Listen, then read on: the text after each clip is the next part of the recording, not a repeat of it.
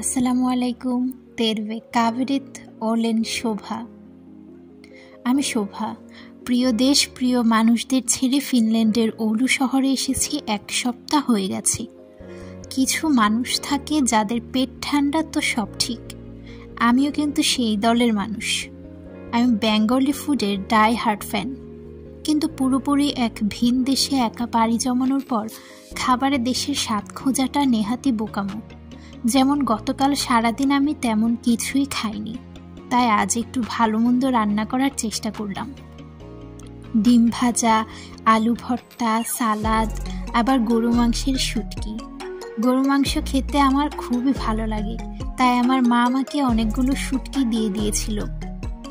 ফিনল্যান্ডে আসার পর আরও একদিন এই শুটকি রান্না করেছিলাম, কিন্তু ভালো হয়নি, সেজন্য খেতেও পারিনি। তাই আজ মায়ের থেকে রেসিপি নিয়ে রান্না করেছি।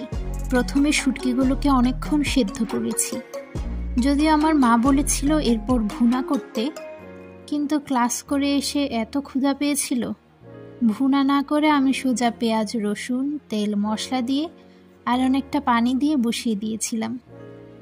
পানিটা অবশ্য একদম শুকানোর পর নামিয়েছি। খেতে ভালোই হয়েছে, যদিও দেশের রান্না মায়ের হাতের রান্নার সাথে কোনো কিছুরই তুলনা হয় না। আসসালামু আলাইকুম তেরবে কাবেরিত ওলেন শোভা। আমি শোভা। প্রিয় দেশ প্রিয় মানুষদের ছেড়ে ফিনল্যান্ডের ওলু শহরে এসেছি 1 সপ্তাহ হয়ে গেছে। কিছু মানুষ থাকে যাদের পেট ঠান্ডা তো সব ঠিক, আমিও কিন্তু সেই দলের মানুষ। আমি বেঙ্গলি ফুডের ডাই হার্ড ফ্যান, কিন্তু পুরোপুরি এক ভিন দেশে একা পাড়ি জমানোর পর খাবারের দেশের স্বাদ খোঁজাটা নেহাতি বোকামো।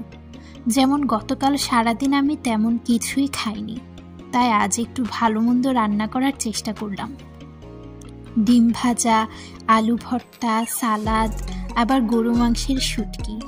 গরু মাংস খেতে আমার খুবই ভালো লাগে, তাই আমার মা আমাকে অনেকগুলো শুটকি দিয়ে দিয়েছিল।